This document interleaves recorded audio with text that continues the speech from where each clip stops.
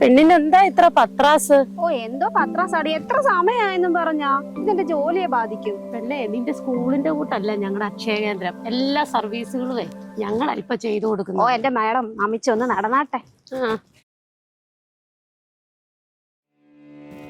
തമാശ പറയാൻ പറഞ്ഞു. നീ ആരെയാ തിരിഞ്ഞിരി നോക്കുന്നേ? അത് പോടി.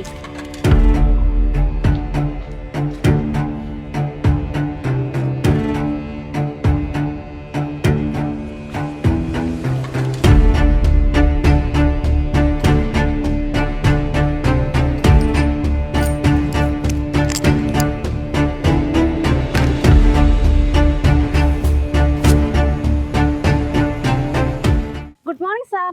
സാറ് തിരക്കാണോ? Very good morning. എന്താ ടീച്ചറെ കാര്യം?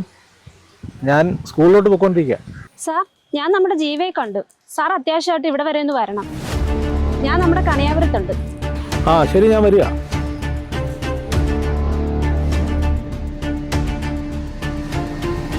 എന്റെ അച്ചു, നീ എന്തോ ഈ കാണിക്കുന്നത്? നീ എന്തിനാ സാറിനെ വിളിച്ചത്? ഇത് ഇങ്ങനൊന്നും വിടാൻ ഞാൻ ഉദ്ദേശിക്കുന്നില്ല ഹിമി. അവന് വേണ്ടി എനിക്ക് ഒന്നും ചെയ്യാൻ പറ്റിയില്ല. ഇനി ഒരു കുട്ടിക്കും ഇങ്ങനൊന്നും ആവർത്തിക്കരുത്. എന്റെ അച്ചു, നീ ഇങ്ങോട്ട് വാ.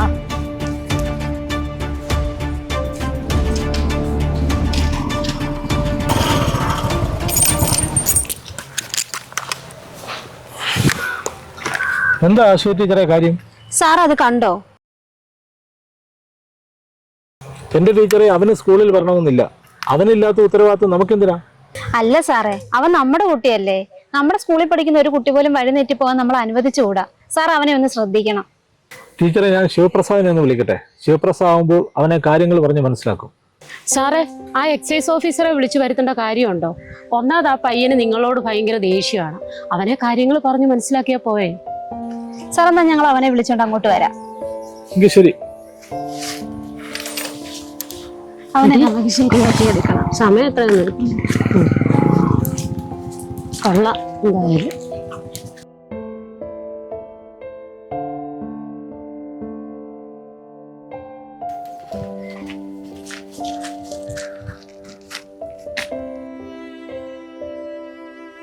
എന്താ ടീച്ചറെ ഒരു ഗൂഢാലോചന? എല്ലാരും ഉണ്ടല്ലോ.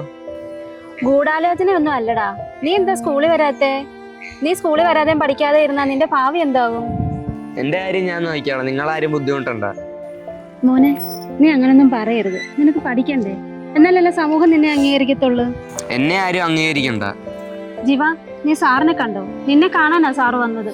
എന്നെ ആരും കാണണ്ട, എനിക്കാരും കാണുകയും വേണ്ട. എടി, നിനക്ക് പോകണ്ടേ? ഇല്ലടി, ഞാൻ ലീവ് എടുത്തു.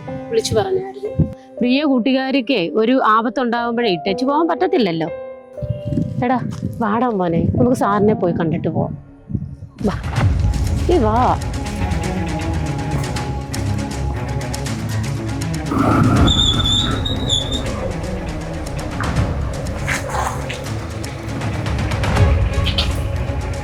നമസ്കാരം സാർ.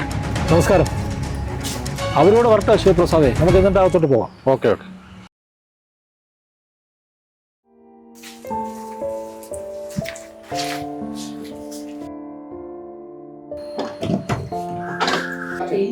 കുടിച്ചിട്ടൊക്കെ വാ. ഇവൻ പോകുന്നതിന് പണി നടക്കുന്നുണ്ട്, സൗകര്യങ്ങളൊക്കെ വളരെ കുറവാ.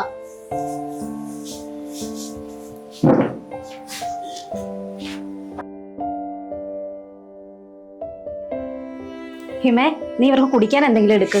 ശരി.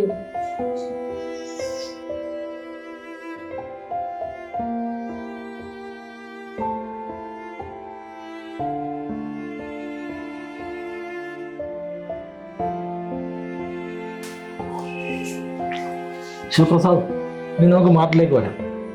അന്ന് ഞങ്ങൾക്കൊരു അബദ്ധം പറ്റി.